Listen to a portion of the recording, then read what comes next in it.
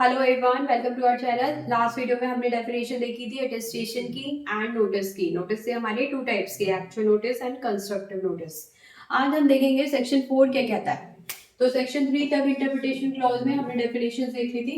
Actionable claim की definition रह गई थी। एक्शनेबल क्लेम को हम लास्ट चैप्टर में कवर करेंगे, मतलब लास्ट चैप्टर है 8 में गिवन है एक्शनेबल क्लेम। तो जब वो चैप्टर देखेंगे तभी हम एक्शनेबल क्लेम को कवर करेंगे। तो अभी हम देखते हैं सेक्शन 4 क्या कहता है। सेक्शन 4 छोटा सा है और ज्यादा इंपॉर्टेंट भी नहीं है। ये क्या कहता है? ये कहता है जब भी आप टीपीए को पढ़ोगे, जब भी हम टीपीए को पढ़ेंगे तो वहां पे अगर कॉन्ट्रैक्ट वर्ड आ रहा होगा तो हम ये मान लेंगे कि टीपीए कॉन्ट्रैक्ट एक्ट का क्या है, पार्ट। मतलब हमें कॉन्ट्रैक्ट एक्ट भी पढ़ना होगा और हमें टीपीए एक्ट तो हम पढ़ ही रहे हैं, तो उसके रिगार्ड में हमें कॉन्ट्रैक्ट एक्ट की हेल्प लेनी होगी। ठीक है, तो कॉन्ट्रैक्ट एक्ट के बहुत सारे प्रोविजंस हमें रीड करने होंगे, तब हमारा टीपीए कंप्लीट होगा। सिमिलरली इसमें ये भी बोला गया जब हम टीपीए पढ़ेंगे तो अगर वर्ड आएगा रजिस्ट्रेशन, और रजिस्ट्रेशन वर्ड कहाँ आता है? Section 54 para 2 para 3 59 and 107 and 123, इन सब सेक्शंस में टीपीए के रजिस्ट्रेशन की बात होती है। तो हम यहाँ पर रेफर करेंगे हमारा इंडियन रजिस्ट्रेशन एक्ट 1908।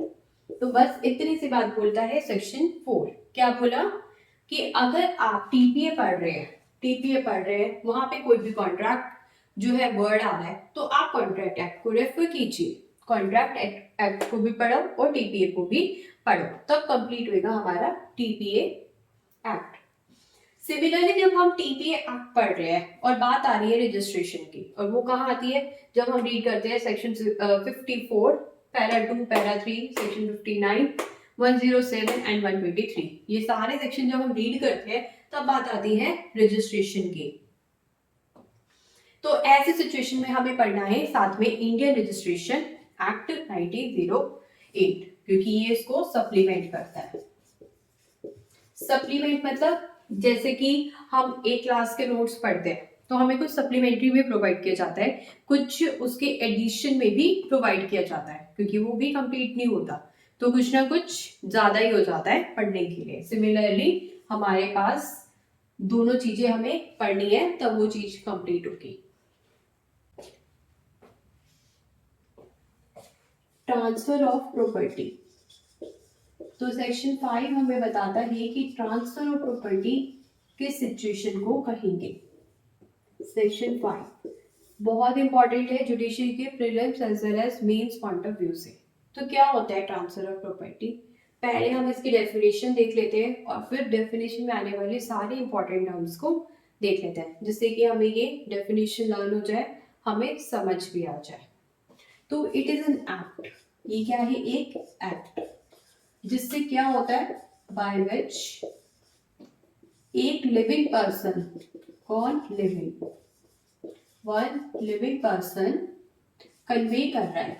क्या कर रहा है? Convey property. आज भी कर सकता है, मतलब प्रेजेंट में, और इन फ्यूचर, फ्यूचर में भी कर सकता है। किसको कर रहा है? टू वन और अदर लिविंग पर्सन, किसी दूसरे लिविंग पर्सन, या फिर खुद को ही कर रहा है, मतलब खुद को भी ट्रांसफर करा जा सकता है। यस, खुद को भी ट्रांसफर किया जा सकता है, हम देखेंगे कैसे। Okay, so this is the definition of transfer of property, जो हमें क्या बताता है? ये एक एक्ट है जिसके थ्रू क्या हो रहा है? एक लिविंग पर्सन कन्वे कर रहा है प्रॉपर्टी को दूसरे लिविंग पर्सन को, ठीक है, या फिर खुद को। तो ये बात बताई गई है हमें इस डेफिनेशन में। अब हम देखते हैं कि एक जो इंपॉर्टेंट टर्म्स है like act, living person, convey, in present in future, other living person, himself, इनका क्या मीनिंग है, क्या इंपॉर्टेंस है। तो इट इज एन एक्ट, मतलब बाय ऑपरेशन ऑफ लॉ नहीं होगा। जैसे सक्सेशन एक्ट में क्या होता है? कोई जो बड़े मान लो एक फादर है, उनकी डेथ हो जाती है तो उनकी प्रॉपर्टी बच्चों के पास ऑटोमेटिकली आ जाती है सक्सेशन एक्ट के अकॉर्डिंग। तो वहां पर कोई एक्ट नहीं किया गया था, तो वहां पर ट्रांसफर ऑफ प्रॉपर्टी भी नहीं लगेगा। ये हमने फर्स्ट क्लास में भी देखा था कि ऐसी सिचुएशन में जहां पर ऑपरेशन ऑफ लॉ आ जाता है वहां पर टीपी अप्लाई नहीं होता। तो ये एक एक्ट है जहां पर पार्टीज ने कुछ ना कुछ एक्टिविटी करी है। क्या करी है? कुछ ना कुछ एक्टिविटी की गई है। ठीक है, क्यों, किसने करी है? किसी लिविंग पर्सन ने। लिविंग पर्सन का क्या मतलब है? पर्सन का यहाँ पर नॉर्मल पर्सन तो है ही, साथ में कंपनी है, बॉडी ऑफ इंडिविजुअल्स है, वो भी आ जाते हैं, लेकिन पार्टनरशिप फर्म नहीं आती। पार्टनरशिप फर्म नहीं आती। तो कंपनीज है, बॉडी ऑफ इंडिविजुअल्स है, ये भी हमारे लिविंग पर्सन में आ जाते हैं। क्यों? क्योंकि ये जुरिस्टिक पर्सन्स होते हैं। Although they are not living, लेकिन इनकी जुरिस्प्रूडेंस के अकॉर्डिंग एक जुरिस्टिक पर्सनालिटी है, तो ये भी प्रॉपर्टी को ट्रांसफर कर सकते हैं। तो कंपनी हो गया, कोई भी एसोसिएशन हो गई, बॉडी ऑफ इंडिविजुअल्स हो गई, एसोसिएशन ऑफ पर्संस हो गए, चाहे रजिस्टर्ड है चाहे अनरजिस्टर्ड है, उससे कोई फर्क नहीं पड़ता। तो ये चीजें भी ट्रांसफर कर सकती है प्रॉपर्टी को, और वो आ जाएगा हमारा टीपीए में, ट्रांसफर ऑफ प्रॉपर्टी एक्ट 1882 में। तो एक्ट किया गया है, किसी भी लिविंग पर्सन के थ्रू किया गया है। लिविंग पर्सन का क्या मतलब होता है ये भी हमने देख लिया। अब हम देखते हैं नेक्स्ट इंपॉर्टेंट टर्म जो है कन्वे। कन्वे मतलब, कन्वे का मतलब होता है जहां पर हम कहें राइट्स, टाइटल, कंट्रोल क्या हो जाता है? ट्रांसफर। क्या हो जाता है? ट्रांसफर हो जाता है। ये हम देखते हैं जब कोई प्रॉपर्टी सेल होती है तो उसके पेपर्स बनते हैं, तो उस पर क्या लिखा होता है? सबसे ऊपर कन्वेंस डीड। कन्वेंस डीड, तो ये टर्म लिखी होती है। तो ये क्या है? ये कन्वे कर रही है किस चीज को? राइट्स को, बंडल ऑफ राइट्स को, टाइटल को, कंट्रोल को, from one person to another person. It doesn't mean only possession या delivery, but also includes all these important rights. Conveys, तो डीड पे क्यों लिखा होता है कन्वे वर्ड? इसीलिए लिखा होता है। तो ये क्या होता है? कन्वे करना मतलब ट्रांसफर करना राइट्स का, टाइटल का, कंट्रोल का, एक पर्सन से दूसरे पर्सन में चला जाता है, तो उसे बोलते हैं हम कन्वे। और कन्वे जो है कभी भी किया जा सकता है, ये बहुत इंपॉर्टेंट है। हम ये भी कह सकते हैं कि आज हो रहा है, और हम ये भी कह सकते हैं कि फ्यूचर में हो रहा है। मतलब मेरे को किसी को कोई प्रॉपर्टी गिफ्ट करनी है, गिफ्ट भी ट्रांसफर माना जाता है, तो मैं ये भी बोल सकती हूँ कि मैं आज ये प्रॉपर्टी ट्रांसफर कर रही हूँ। और मैं इस बात को भी बोल सकती हूँ कि मैं ये प्रॉपर्टी जो है 2 साल बाद तुम्हें ट्रांसफर करूंगी, तो वो वैलिड ट्रांजेक्शन मानी जाएगी, वैलिड ट्रांसफर माना जाएगा एज पर टीपीए एक्ट। तो कन्वे के साथ ये जो प्रेजेंट एंड फ्यूचर टर्म्स है वो यूज हुई है, ना कि प्रॉपर्टी के साथ। प्रॉपर्टी के बाद हमारा डेफिनेशन में है कोमा, और प्रेजेंट एंड फ्यूचर वर्ड हुआ है हमारा कन्वे के साथ। ये बहुत सारी जजमेंट्स आई थी कोर्ट्स की, उसने क्लियर किया था। और एक जुगल किशोर शरफ वर्सेस रूप होटल लिमिटेड, बहुत इंपॉर्टेंट जजमेंट थी, जिसने सिर्फ यही बात बताई थी कि ये जो वर्ड है कन्वे वो यूज हुआ है प्रेजेंट, और ये जो वर्ड्स है प्रेजेंट या फ्यूचर वो कन्वे के साथ यूज हुए, ना कि प्रॉपर्टी के साथ। अभी हम देखेंगे इस बात का क्या मतलब है कि प्रॉपर्टी के साथ ये वर्ड्स यूज होते तो क्या मीनिंग निकलता। तो ये वर्ड कहाँ यूज हुआ है? प्रेजेंट और फ्यूचर कन्वे के साथ। मतलब मेरे पास पावर है, मैं आज भी ट्रांसफर कर सकती हूँ और फ्यूचर में भी ट्रांसफर कर सकती हूँ। और अगर मैं डीड पर कुछ भी नहीं लिखती कि मैं कब ट्रांसफर कर रही हूँ, तो ये माना जाएगा कि ट्रांसफर प्रेजेंट में है, ट्रांसफर प्रेजेंट में है। तो बहुत इंपॉर्टेंट केस स्टडी है ये जुगल किशोर सर्विस रो कॉटन मिल लिमिटेड की।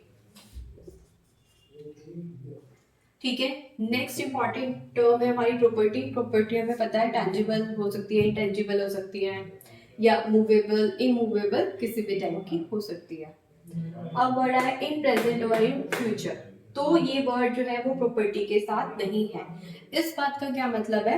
इस बात का ये मतलब है, फॉर एग्जांपल देखिए 2 स्टेटमेंट्स, मैं ये बोलती हूँ कि मेरे पास अगर ये प्रॉपर्टी, मेरे पास ये प्रॉपर्टी कल आएगी तो मैं आपको ट्रांसफर कर दूंगी। मेरे पास ये प्रॉपर्टी कल आएगी तो मैं आपको ट्रांसफर कर दूंगी। तो क्या ऐसे ट्रांजेक्शन टीपीए कवर करेगा? नहीं, क्योंकि प्रॉपर्टी जो है वो एग्जिस्टिंग होनी चाहिए। एग्जिस्टिंग में मतलब अभी होनी चाहिए। जो चीज मेरे पास नहीं है मैं उसको ट्रांसफर नहीं कर सकती। तो ये वर्ड कहाँ यूज हुए? कन्वे के साथ, ना कि प्रॉपर्टी के साथ। तो जो प्रॉपर्टी मेरे पास है उसको मैं ट्रांसफर फ्यूचर में भी कर सकती हूँ। मैं ये बोल सकती हूँ कि ये प्रॉपर्टी मैं तुम्हें थोड़े टाइम बाद दे दूंगी, तो ये स्टेटमेंट करेक्ट होगी। लेकिन अगर मैं ये बोलूँ कि मैं ये प्रॉपर्टी जो है अभी मेरे पास नहीं है, मेरे पास थोड़े टाइम बाद आ जाएगी, और ये प्रॉपर्टी जब मेरे पास आ जाएगी तो मैं तुम्हें दे दूंगी, ऐसा मैं नहीं बोल सकती।